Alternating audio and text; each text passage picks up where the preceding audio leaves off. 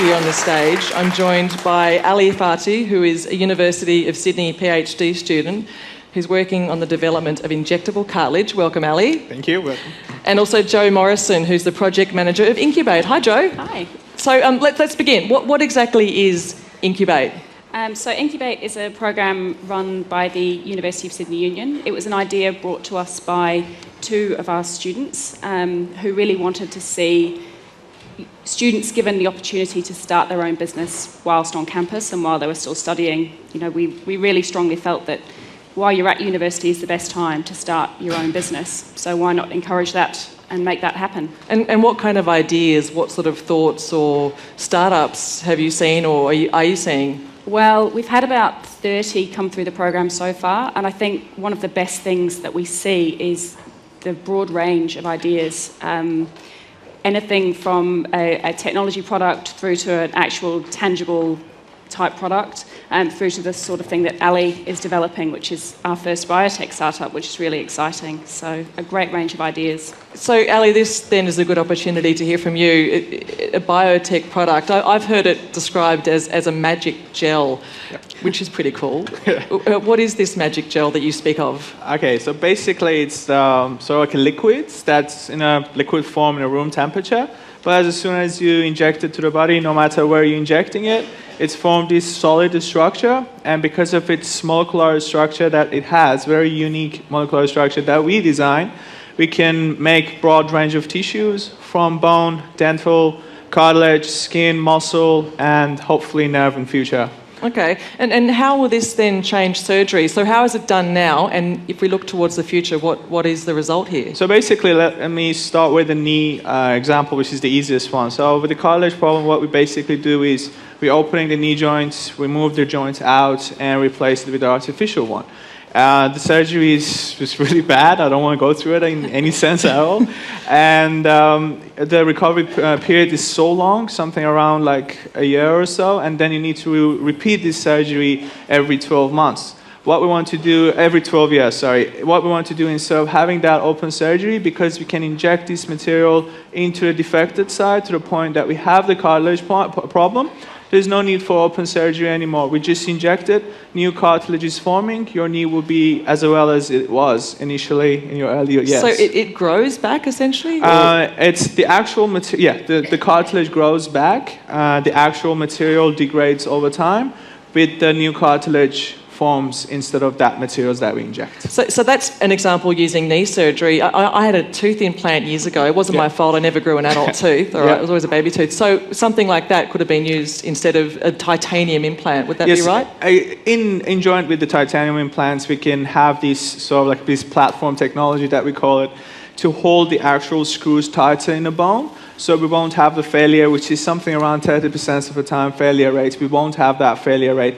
So what we want to say is something that we can work in a wide spectrum of tissues, from the cartilage, bones to the dental applications, because we can and we did actually tune all the properties. We can design the materials that we want for each patient separately. And what stage is this at? I know you were saying it before, but how long can I get a new tooth?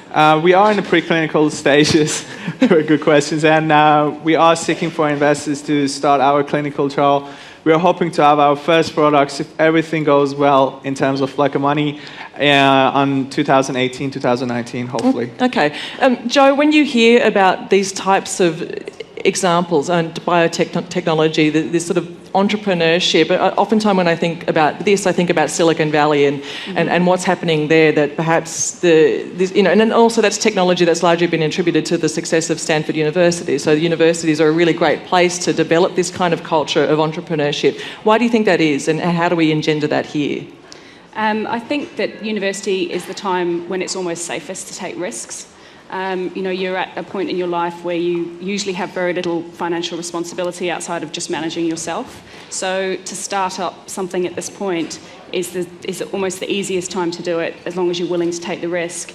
And I think having Ali in the program has been amazing, because Incubate has enabled him to be able to explain his idea, which is quite technical, to a broader audience that he wouldn't otherwise have reached. Is that hard for you to... Yeah, it was really hard. The first time that I had a pitch, one of the audience looked at me and say, "What is biomaterial?" And I was what biomaterial is biomaterial. So yeah, it was a very interesting journey for me to get to understand like how I can explain things to people that it's a very technical, but at the same time it stick to their mind and they understand what I'm actually doing, rather than just talking about like a chemistry and boring stuff. Okay. I mentioned Silicon Valley before, the idea of creating that kind of culture here in Australia. What do we need to do to get to that point, Jo? What do you think?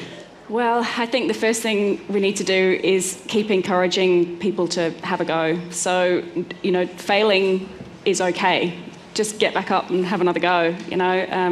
It's only going to start to grow in Australia if we really support young entrepreneurs and even older entrepreneurs, and they come together in a community and a network that can really get some exciting things happening here. You agree, Ali? Yeah, I so agree with that. And I remember the first time that I come up with this idea was around like 2-3 years ago. There was a guy kind of came to me. I had a poster presentation. He looked at me and say, I know what you're doing. Do you know that what you're doing is really hard? I say, yeah, I know. I said, why are you doing it if you know it's really hard? I say, because I had this in mind that I don't want to have a excessive amount of open surgery in the future. And I want to solve that problem. Then he looked at me and said, it's really hard. I said, I know it. And then he told me a very awesome sentence. I know he didn't come up with that sentence, but it's just something that came into my mind every single day that I go to a lab. He said that no matter what, if you fail, just pick yourself up, dust yourself off, and keep going. And that's exactly what I'm doing. I had more than 300 times of repetitions of experiments that it's absolutely failure. And I have more than, I can say, 1,500 pages of lab books with the big words of failure and the bottom say, just failure, it didn't work.